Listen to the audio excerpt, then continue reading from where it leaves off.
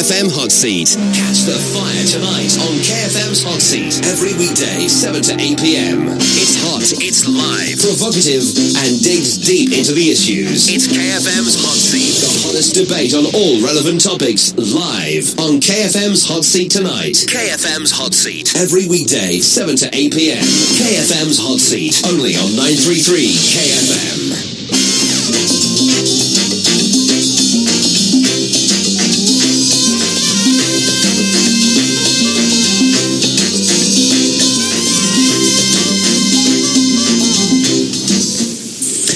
Good evening and welcome to this edition of the Hot Seat this last day of May 31st, 2024. And with me in the studio is a panel of two experienced journalists and one panelist to discuss major events of the week. I have Derrick Wandera from Monitor, and from the Mahima intellectual community, I have the leading homophobe on this show, Don Mujimba. Gentlemen, welcome to this all-male chauvinistic show.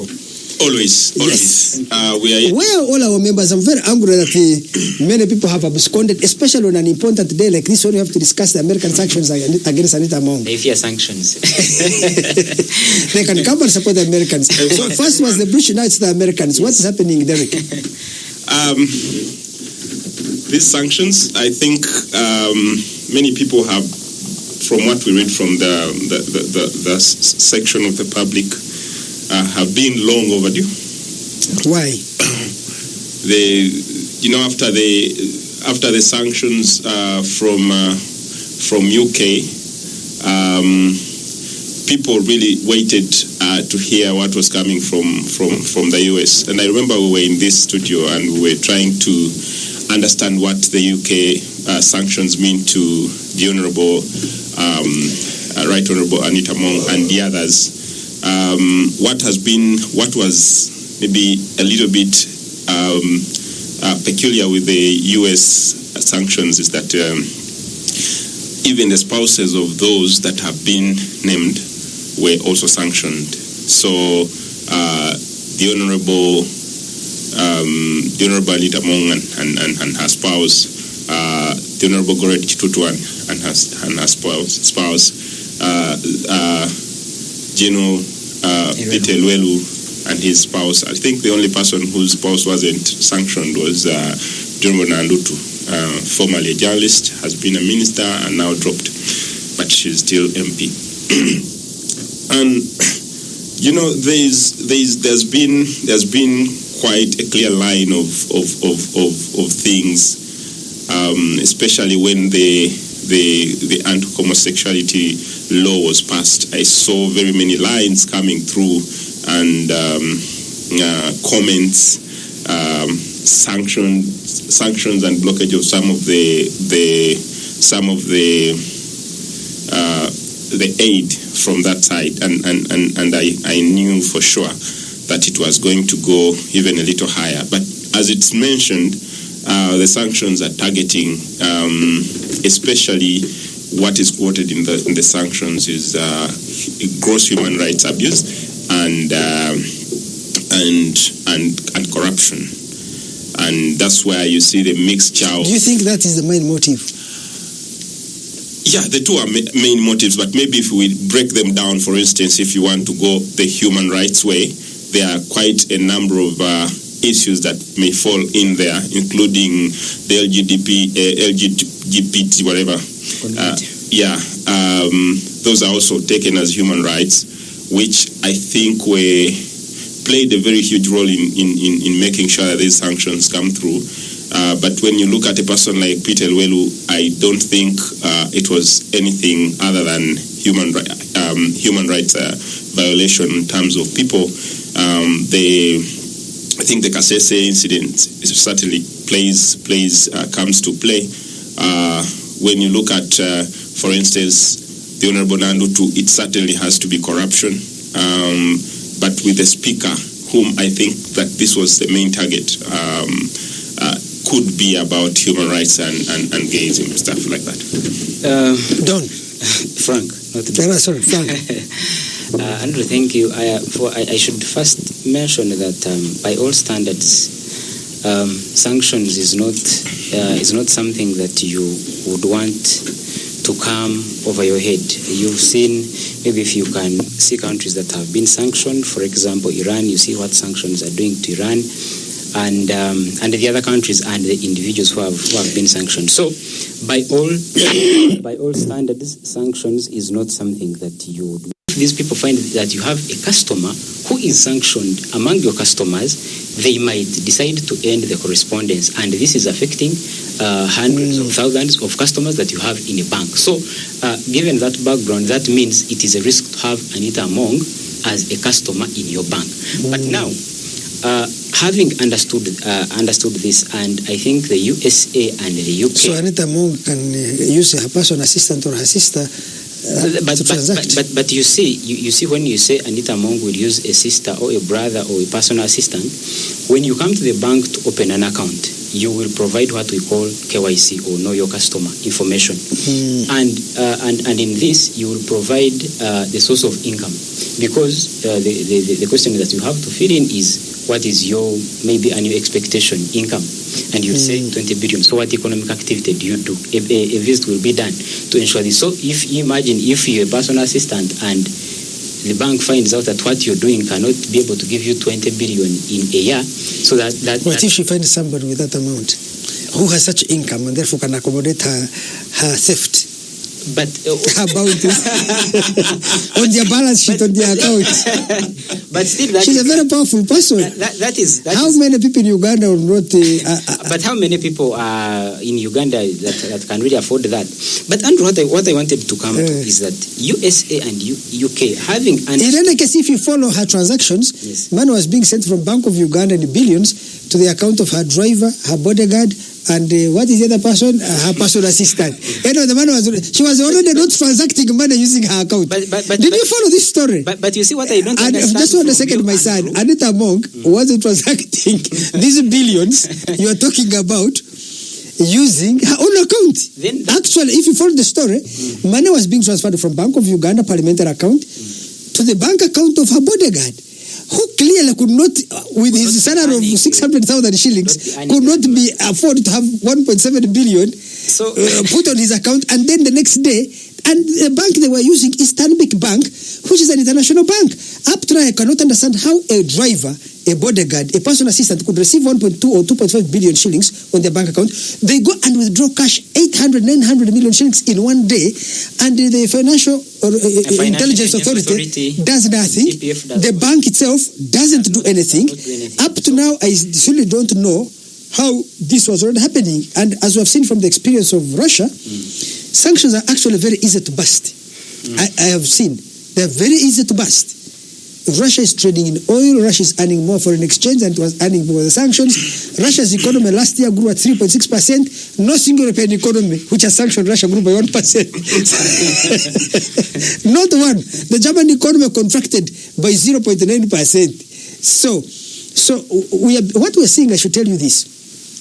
I think from a grand global strategic view, I think the Americans are losing the plot. You have sanctioned the speak of Uganda. I am a speak of Kenya, Tanzania, and elsewhere. I'll be very, very careful to ever have money in dollars in an American banks. If I'm a speak of an African country, I'll get scared. I was recently in the Middle East. The number of these big sheikhs who have on their bank account savings of 5 billion, 7 billion, who are moving money out of the dollar is unbelievable. At the time the Americans confiscated, let me even use the word, stole Russian foreign exchange reserves, the dollar was a kilogram of gold was $28,000. Today it is 70,000. So people are turning their dollars into gold. Everybody is running into gold. But the biggest game changer is China has launched a global digital currency. So you no longer even need to hold dollars or whatever. And that is the biggest challenge to the dollar. So I personally think that if I was an American, I would say this is the wrongest time for you to begin sanctioning leaders of other countries, because it means that even if I am Kenya, we allied to you today, or Ghana or South Africa, I'm not sure what will happen tomorrow. Yesterday, Museveni was the darling of the Americans. They were kissing his lips and the forehead. They were kissing his feet. Now, all of a sudden, he was running all the errands here in the region. Now they are turning against him. I saw Ruto seated with them. Ruto is smart enough to know that tomorrow they'll be up against him. Yes. I think that the Western world is placing itself in a situation of becoming irrelevant. Previously, during the Cold War against the Soviet Union, it could have worked because the Soviet economy and her satellites were too small. You know that in 1950, the United States GDP was 50% of global GDP. If you use purchasing power parity today, the American economy is about 14% of global GDP.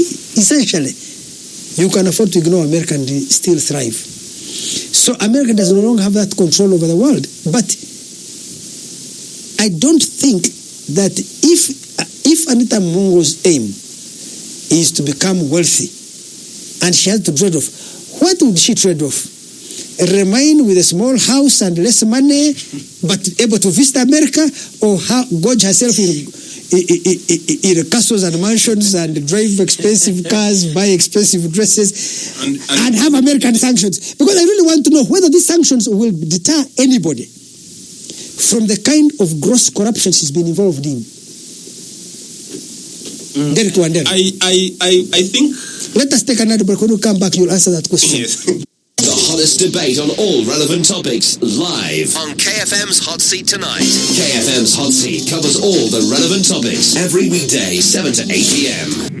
933 KFM. KFM's Hot Seat. Hot Seat. Hear the real story behind the story. Coming right at you. Only on 933 KFM. Welcome back to this edition of the Hot Seat, featuring two interesting men, Don Mujiba representing the Bahima and Frank Mujiba representing the Bahima community on this show, and of course Derrick Wandera representing journalism. Yes, Derrick, you were about to answer. If you are Anita Mong, or just you as an individual, because I want to know the value of these sanctions. Right now, if I was to give you $10 million and say, if you get this money, you're going to be sanctioned by these Americans and the British. Or you can remain in the way you are, but you'll not be sanctioned. You can even fly to America if you want. They will give you a visa. What option would you choose, Derrick? Because I want to know whether these sanctions, other than try to project Britain and America in a particular light before unthinking Ugandans, actually have an effect on corruption. I think the question then would be, what am I going to do in America, for instance? That can give better value than the $10 million. If it's giving me better value than dollars, than the $10 million, then it means I would actually choose the latter. But looking at the person of the Honorable Anita Mong, I think if in case she has properties and she has wealth in the US, sanctions will certainly affect her. Andrew, you know, there are generals in this country who have been sanctioned, and the sanctions have actually affected them. How? They have gotten affected because of the wealth that they have created offshores, the monies they have and properties. And who are those generals, in case you want to inform me? I will tell you the generals. First of all, Derrick, let me tell you, you Ugandans, you have very wrong suspicions. Actually, Ugandans invest their money in this country. Very few Ugandans put their money abroad. In any case, the Americans and the British, the Europeans and the Western countries, they've been so keen on trying to follow everybody's money. Those days in the 1970s and 60s, African thieves used to bank their money in Switzerland and countries like that. Since the early 2000s, people stopped. They either keep it wealthier or they can take it maybe to the Middle East in Dubai. That's why I know Ugandans would buy property. Buying property in the UK, very few would do that any longer. Because of all this, right now, I am sure every Ugandan politician is on notice. If he made his cool $3 million, $10 million, none of them is going to invest in the UK because tomorrow they can come after you. These people, you can't trust them. You cannot know when they will be with you and when they will be against you. As I told you, Saddam Hussein was their darling. Today, he's their enemy.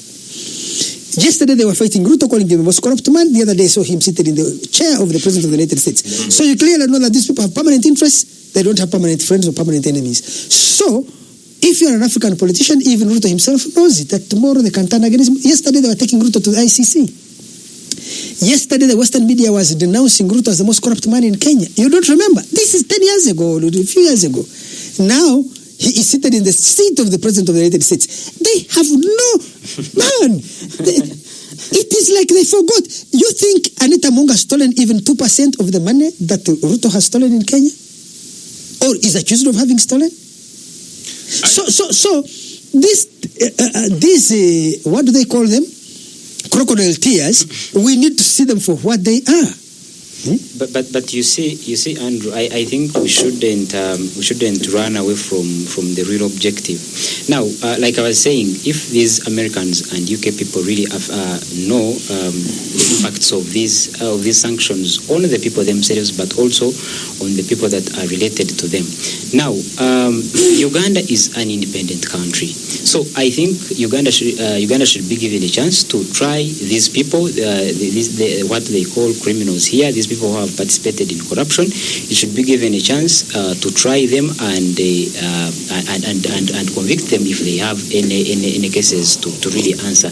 But if that is not the case, then these people should, the USA and the UK should not intervene in our but because the charges that are being put on these people is the Mabati saga, that these people took the Mabati that were supposed to be for the people in Karamoja and used them for personal benefits. Now, this is what I'm saying, Andrew. If the courts of Uganda try these people and actually find that these people committed these crimes, we should leave alone even this business of saying that I'm not sanctioned from going to Kedia or wherever it is. These people should be even denied contesting for any political positions in this country. So I think Uganda as a country should be given a chance to try the people who commit these crimes here. I think sovereignty, as we have always talked about it, is something very, very wide, that we are going to really stand on our own and be sovereign at one particular point. But when there is a crisis and our economy is collapsing, we know where to run and we know how we're going to run there. And for me, that then makes it even more difficult. And of course, we know what we really exactly want. We would like to be in charge of ourselves. And Andrew has talked about this like quite explicitly. We need to take charge of ourselves. But do we have the capability? If we have the capability, do we have the will? What do you mean, do we have the capability? We have the First will. of all, Derrick, what I read in all this is that we have the capability probably, but I don't see the will. I don't see the will. Can I tell you, my grandson, Derrick? I think that sometimes as Africans, I want to commit suicide actually. No, I'm finding it very difficult because let me tell you guys, if a country has a problem, that country, America and Britain, have internal corruption problems that are bigger. This Uganda has no corruption compared to them. They struggle every day. They have struggled for 300 years to try to contain it. Where does Uganda think that somehow Anita among tomorrow will have resolved the problems? Bush took America to a war in Iraq, lying there were weapons of mass destruction. About 10,000 Americans died in that war. America spent $3 trillion in Iraq. 3 trillion. Do you know what 3 trillion is? Uganda's GDP is 58 billion. 3 trillion they spent in Iraq. 5 million Iraqi people died. That was a genocide in Iraq. They bombed that country to the Stone Age. Right now, no American court has ever tried Bush. They are trying to try Trump simply because he what do they call Hush it? money. He paid some hush money, but in the financial whatevers, he misrepresented it, hush money, as something or campaign money. You understand? That's the crime you convict a president on. A president who committed genocide is free. I mean, how can the world and human beings so intelligent fail to see the hypocrisy of that system and how that system works? I have told you these people were fighting Ruto yesterday, saying he's the most corrupt politician in Kenya. They themselves were saying that, not me. Ruto is seated in the chair of the American president as the sanctioning among. I mean, if an African can't see that, I'm telling you, I have no reason to live, but just I commit suicide, I go die, and I know that then I cannot live to witness. People who were 150 years ago, white people came here and said, we have come to liberate you from the tyranny of your customs and the despotism of your chiefs. They fought Kabalega. They fought Nyungu Yamawe. They fought Judge of Opobo. They fought this man of the Ndebele, Lebengula. I'm asking you, Derrick, yes. After those wars against the Kabalegas, there was a genocide in Bunyoro there. Did Uganda become free and civilized because of them? What we got was racial discrimination, extortionate taxation, and forced labor. How can they now come and tell the same Africans with that history? I was just on Twitter Spaces with my granddaughter Agatha Toy. I was so disappointed. I've never been disappointed like this. Agatha, you think that somehow the British are intervening? We have failed. Have they succeeded in fighting corruption in America? Have they? Have they succeeded? So why do you think that somehow they have failed in their country, they're coming to save ours? If your neighbor comes to help you, if your neighbor is beating his wife, how does he come to save you when your husband is being beaten? Why do you trust that? He every day he's practicing, what do they call it? Wife beating, what do they call it? There's a legal term. You can go to domestic violence, yes. How does he come to be the one to preach that domestic violence is a bad thing? How is that? I think there is this assumption by many African elites that somehow the American government is a cleaner government. That somehow the American political system is riddled with problems a million times bigger than those of Uganda. The only difference between America and Uganda is they have more material possessions than us. That society is a very... I was talking to a young man yesterday. He read a book by Achimegula and Robinson. Darren Achimegula and Robinson. How nations fail. Where they say you need inclusive growth. Countries that become rich have inclusive growth. America has been going for 40 years, I told him. 40 years of growth since 1980 or something like that, since 1990. 1% of the richest Americans own 60% of the wealth. 1%, 60%. The bottom 50% own 5%. Is that inclusive growth? How can Americans teach you that? They are saying things that are not true to their society, but they're saying that some of them will be true to Ugandan society. I was reading a book by a man called William Shire about Hitler. Hitler was a very bad, these are the bad laws he passed against Jews. Every single law Hitler passed against Jews, he picked it from American law in the southern states of Alabama, Mississippi, and Georgia and others against black people. The American who writes it is writing it in 1957 when black people in his own country were suffering under those very laws. Hitler was copying and pasting, and you tell me Hitler was worse than Eisenhower or whoever was there? I mean, what is this? This is a gross misrepresentation, but then you believe that somehow they represent our progress, they represent our liberation. That somehow, for us, we should be passive recipients of international charity rather than be active participants in the struggle for our own emancipation. How can we become passive spectators in a struggle against Among and subcontract Americans to do it for us when they cannot do it for themselves? This is crazy about Africans.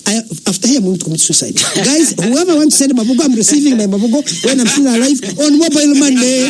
I first eat my Mabugo next week. But I hang myself. They sanction you before you commit suicide. Please, Americans, British, I'm on my knees. I beg you to sanction me. I will die the happiest man if you sanction me. Because if you don't sanction me, it means I'm a traitor to the African cause. We'll be right back. KFM's Hot Seat. It's hot, it's live, provocative, and digs deep into the issues.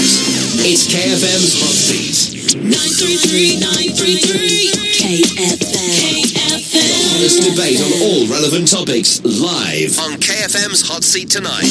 KFM's Hot Seat covers all the relevant topics every weekday, 7 to 8 p.m. Welcome back to this edition of the Hot Seat, featuring two guys, Frank Mujimba. I always mistake him for Don Mujimba. He's my grandson. He used to be a director at ISO, and of course Derrick Wandera. So, gentlemen, we come back to this issue of Anita Mong. I want us to discuss the bigger issue. I personally think that the sanctioning of Anita Mong and the Elwelus and others represents a particular shift in global politics. In the 1990s, when we had what we call the unipolar moment, when America was the only superpower on the world scene, Museveni went deep into bed with Americans, sold our economy for a song, handed over all the assets of Uganda to multinational capital in order to buy off the Americans and the British, 40-year wars in Sudan and Somalia and elsewhere, and was their darling, and they promoted and defended him as he did so many wrong things in Uganda. Right? Mm-hmm. But I think that the emergence of China as a competitor to America, the recovery of Russia now becoming a powerful player on the global market, has started creating new realignments in the world.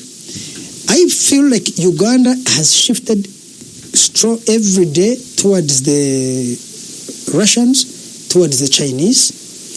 in many things. Moving out from World Bank, IMF under the American order, and the Americans are realizing it and trying to say, okay, we will punish you for this. So I think their relationship is mutual.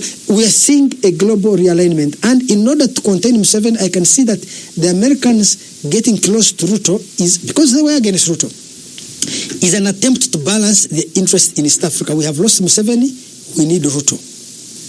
We are going to see how Rwanda will position itself, Tanzania will position itself, and things like that. But there is global competition for influence. And for Museveni, it's tragic because he's the chairman of the Land and Land movement. Essentially, the Land and Land movement is that in the conflict between the great powers, poor countries should refuse to take sides. Because when you take sides, you get crushed. When two elephants fight, it is the grass that suffers.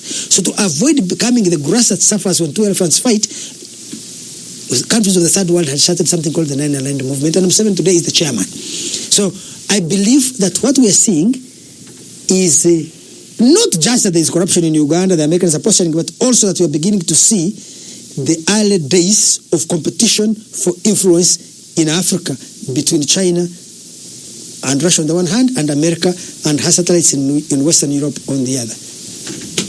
Guys, I want you to hear. I think, Andrew, that is really true. But going back to Ugandans and how we behave, like what you were saying, that we as Ugandans or Africans, we do not believe that we cannot make any progress without foreign influence or without being allies to America or the UK or these big powers. Now, that I said what? You said that we as Africans, we do not believe that without being allies being allies to these big powers, we cannot struggle for ourselves and make progress. Now, for example, Andrew, recently this country passed the anti-homosexuality law here in Uganda, and we clearly knew what was coming after this law. But I really don't understand. You introduce death penalties in this law for homosexuals, and then I don't know if there is a law that talks about talks about corruption, and what are the charges that are in that law. So if we are saying that if we pass this law, then these big powers, USA, UK, are going to cut off the funding, then we should be as frugal as possible, and by that is curbing or reducing the levels of corruption in this country. So why don't you introduce the same punishments that you introduced in the anti-homosexuality law to be the same punishments that you put across to check people who are committing corruption in this country, so that we can have more money. So the first person to be hanged will be the speaker. How can she preside over the passing of such a law? And those MPs themselves, they're the biggest thieves. So how are you asking the hyena to pass a law shutting down the meat market? You're asking a monkey. You see, you are calling a conference of monkeys to pass a law to cut down the forest. Frank, my grandson. When did you become such a naive Christian? No, Andrew. If you really know that the law that you're passing will come with such repercussions, then you need to do a self evaluation on yourself, and then you can bring this law that tries to curb the levels of corruption to the levels so that we have money that can enable us construct roads, develop infrastructure in our country, and because if you put death penalties for corruption, I can tell you most of the people in this country at least will be hanged. No, they I don't know if they will be hanged, but at least some of them will run away from corruption, and we shall have. You really think so? Yes, because Andrew, that is the. Don't we have a nice sentence for defilement? In 2022, we had 13,000 cases of defilement. 13,000. You see, life sentence is different. Is that the same as hanging? Okay, but even we have a death sentence, don't we have a death sentence for murder or something like that? How many murders took place? I can't get you the numbers. How many people have been hanged? In America they have hanging. Here in Uganda. Can I tell you, America is the only country in the developed world which has a death sentence for murder. America has the highest murder rate of all the developed countries. All the others don't have a death sentence and they have less murders. Anyway, Andrew, yes. Andrew, Yes, I think you had opened the Pandora of discussion to this and trying to discuss it from the wider view. When you look at the sanctions and you want to deeply understand and suggest that yes, the Americans are trying to get back to Uganda and say we're going to show you that your decision has been understood, well understood, but these are the repercussions we are bringing, and now those plethora of sanctions are coming through. I want us to remind even ourselves, like when some of these things have been very clear that Museveni has been, swaying away from America and stuff and going to the east and for instance during the Russia-Ukrainian war. Many countries were asked where exactly they fall, and you remember that time President Museveni stayed at the fence. He said, "For us, we are not going to meddle ourselves into that kind of war." But 1 week later, officials from Russia were here, and they came to visit President Museveni, and another week passed, and officials from the US came. And one would only try to understand why these issues, these events were following each other very chronologically. I believe, like Andrew says, the US is certainly going to fight back and even like getting Ruto, the person you have always called a bastard child, the person you've called all sorts of names, black sheep and one of the most corrupt Africans at some point they're calling him the worst and the most corrupt Africans that they have ever seen. And if really the intention is to fight or to talk about corruption, then I would have expected them to actually go to Rwanda, where you might actually think that they don't have so many corruption cases than going to Kenya. But they are fighting Rwanda as well. Of course they are. So if they are fighting Rwanda and they are going to Kenya, where one that they have been fighting or Ruto particularly. I think they are fighting Rwanda for a different reason, because Rwanda, the American company Blackstone, which has a lot of influence in Washington, D.C., I think was given huge mineral concessions in the eastern DRC. Yes. And they have gone there with an army, have a mercenary force there to mine rich minerals. And the Americans suspect that maybe Rwanda supports M23 in order to control the mining interests there. So they see Rwanda as competitive with them in the loot. In the loot in yes, DRC. because you see, normally you are likely to project your behavior on others. So when they go to these other countries, when they invade Iraq, Libya, and that's why they're going for their minerals, like oil. Yes. So they may think that Rwanda is in Congo, not because it has security threats there, but because it is like them. So they're projecting their behavior on Rwanda. So they think Rwanda, therefore, is there for God, and they're going to have a war with Rwanda there. Demonize Kagame, demonize Rwanda, in order for you to be able to grab the whole of Congo and loot its resources for your own benefit. Because remember, in global power competition now, things like uranium, which Congo has in large quantities, become very important for nuclear weapons. You have lithium, which Congo has, which is very, very important for rockets and stuff like that. Whatever the technology they have, you have coltan, which is very important for these electronics like mobile phones and stuff. And what else do I use for these electronic cars? Whatever it is, Congo is going to be a serious battlefield, and the presence of Uganda and Rwanda as competitors against them there is going to be a very big cause of concern in Washington and London, because they cannot sit evenly with us if they think that we are competing with them, we are threatening their loot in Congo. But then, Andrew, they have started from the wrong foot. So how does the sanctioning of the Speaker of the Parliament of Uganda, some general called Erelu, and these are other officials in Uganda? It is a warning shot to tell you, can you bend to our will or else? We can. Don't look at the sanctions among and that's such a signal to government of Uganda. Yes. That this is the evil we are going to visit on you generally. We are going to isolate you. They are threatening you. They are sending the alle salvos in a war in order to scare you to bend to their will. So in other words, if let's say if Anita Monk is maybe witch hunted for for the anti-homosexuality. Are you also in support that she shouldn't turn around and maybe? No, of course I advise. If she turned around, let me tell you, Frank, the homosexuals are Ugandans. Anita Monga, speak of Uganda, has every responsibility to protect the rights and interests of a sexual minority group in Uganda. And she can just go and do a Google search and read about homosexuality, and she will find a simple Google search. Any research she will read that this is a normal sexual lifestyle that does not fit with the majority. It may exist in maybe 5-10% of the population of any society. Once she learns that, she will know that you don't fight your fellow citizens. And then in your such a stupid fight, it's like assuming Uganda passed a law saying that somehow the Karamojong should not go to school, they should not marry other tribes because we consider them subhuman. We can say Batoro.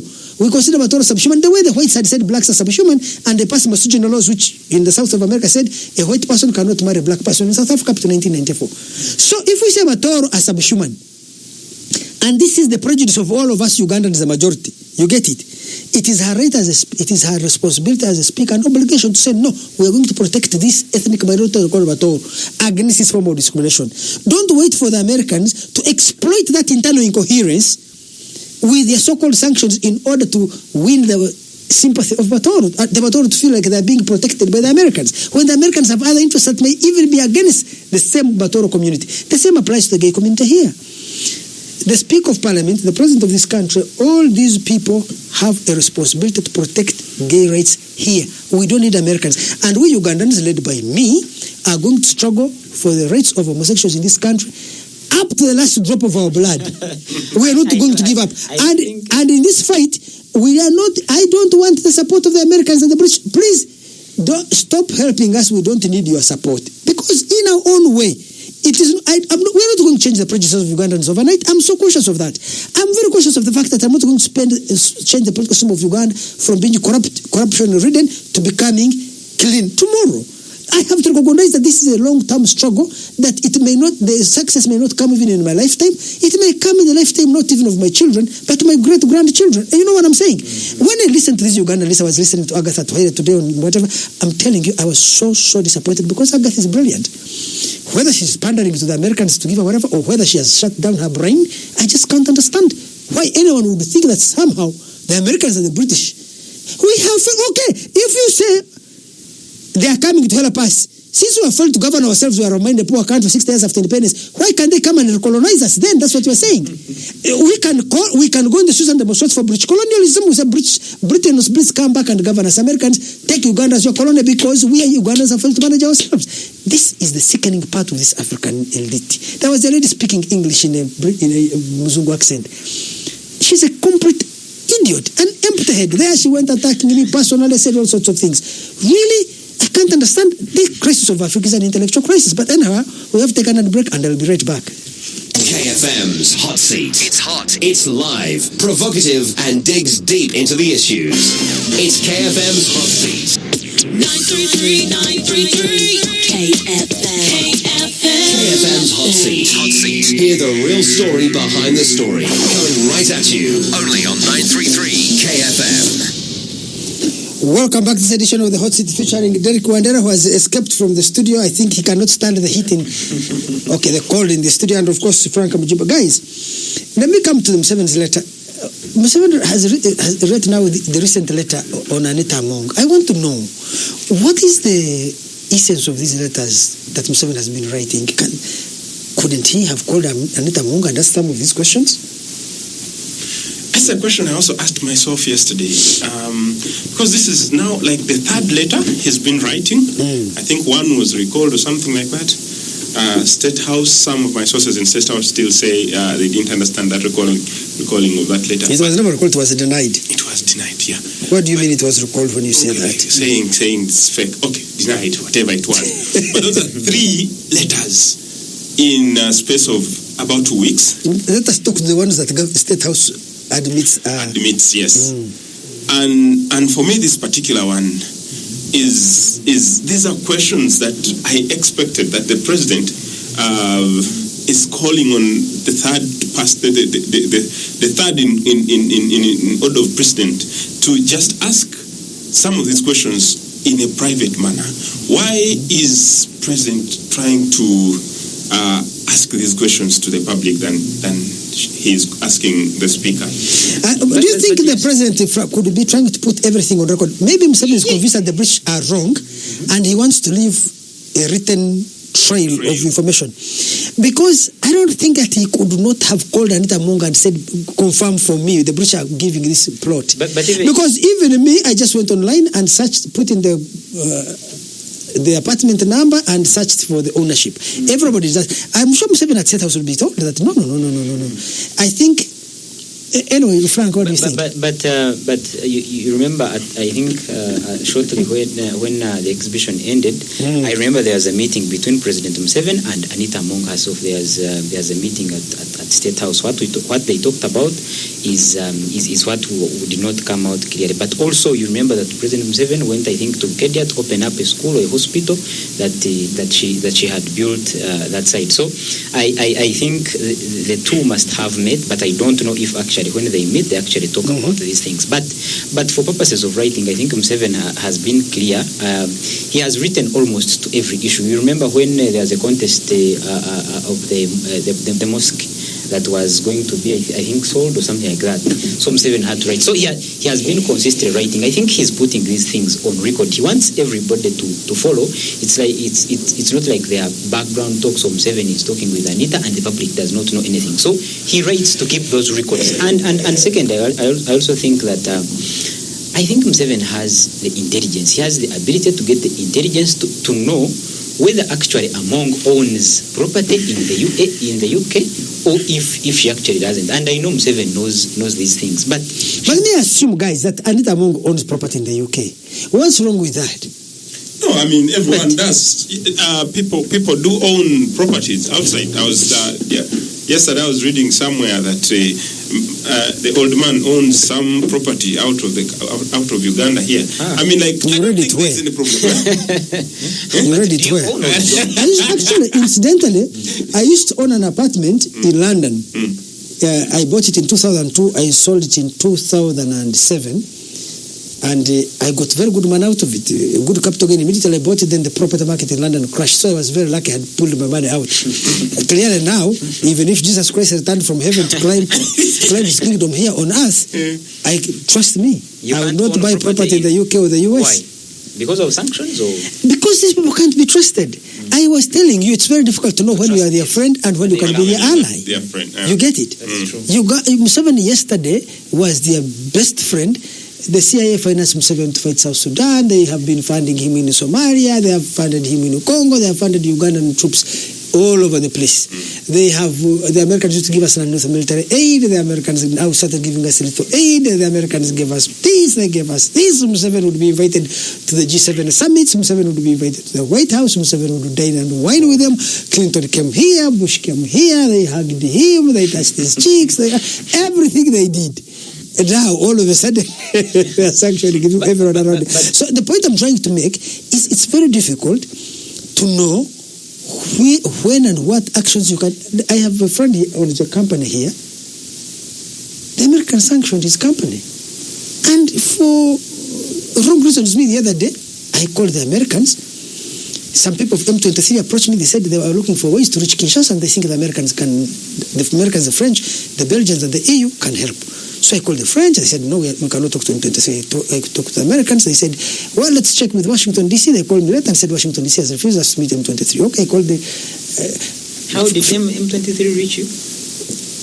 Who doesn't have my number? If you want my number, you can get it anywhere. They called me. Okay. A guy in Uganda called me, actually said M23 leaders are here. So, but I told the Americans, look, and the French and others, I said, look, why don't you get your intelligence organizations to talk to these people? Make a backdoor channel with Tshisekedi. Talk to Kinshasa and we'll find a way through which we can initiate peace talks. The Americans were fighting the Taliban, calling them terrorists. But CIA had a backdoor channel communicating with the Taliban. Those back channel communications led to the talks in Qatar, which led to the Americans to withdraw from Afghanistan. Every intelligence organization does it. And I told the French, I told the Americans, recently I told the Belgians, and tomorrow I told the EU, I'm willing to tell anybody that the Congo problem, M23 and the government of Congo need to talk. The Americans went told the United Nations that Mwenda is the ambassador of the M23. He even called us and wants us to remove sanctions. First of all, they distorted. The Americans would have recorded my telephone call because I used the normal numbers. I thought, I suspect, and I spoke to them knowing that they will be recording these conversations. They produced a recording. They have satellites in space. So the United Nations has issued a report on Congo. No, the United Nations Security Council wrote a letter to the Minister of Foreign Affairs saying they even removed the fact that I'm a journalist. A public figure in Uganda called Mwenda is lobbying for M23 to remove sanctions. I never talked to those people of M23 about sanctions. Then the Minister of Foreign Affairs asked me to respond. I responded telling them the actual content of my discussions with these people and the effort I was putting in. They submitted to the UN panel of experts, of course controlled by the Americans. The UN panel of experts produced a report exactly what they wrote to the Minister of Foreign Affairs. It means my input didn't matter. Saying I never discussed with the M23 sanctions. It was how do we reopen peace negotiations between M23 and Kinshasa.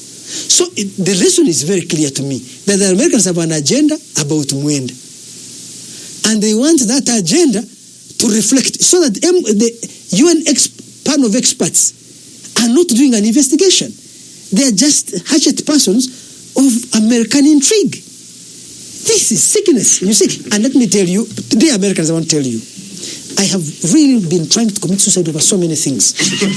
But if somebody else can offer to kill me, I don't want to have shame on my family. I am willing to walk to the embassy or to your capital, Washington, D.C., and you shoot me. You want to embargo me? Please, I'll be the happiest man because I feel like, when the genocide happened in Rwanda in 1994, I thought, what could I have done? In this case, there's a genocide against these Banyamulenge there. What can I do? If I can go to jail, to the ICC, if I can be sent, if I can be killed for it, if I can be sent to the ICC for it and I go to jail for the rest of my life, or if they can sanction me, then at least I know I made a contribution and I was punished for it. Please, I welcome every punishment you want to deliver to me. Thank you very much. Good evening. The hottest debate on all relevant topics live on KFM's Hot Seat tonight. KFM's Hot Seat covers all the relevant topics every weekday, 7 to 8 p.m.